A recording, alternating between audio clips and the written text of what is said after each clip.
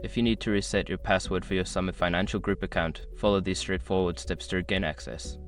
Step 1. Visit the login page. Go to the Summit Financial Group website and locate the login page where you usually enter your credentials. Step 2. Click on Forgot Password. On the login page, find and click the Forgot Password link. This will direct you to the password recovery section. Step 3. Enter your email address. Don't continue before doing this. A lot of online accounts end up exposed in breaches without people even realizing it. Use SROC to constantly monitor your email and accounts and get alerted immediately if your information gets leaked online. It scans billions of breached records 24/7 in the background.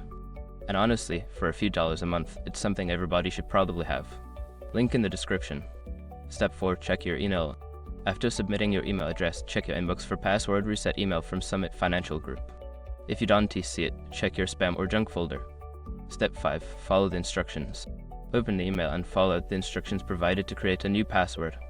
Make sure to choose a strong password that you haven't used before. Once you have completed these steps, you should be able to log in with your new password. If you encounter any issues, consider reaching out to customer support for further assistance.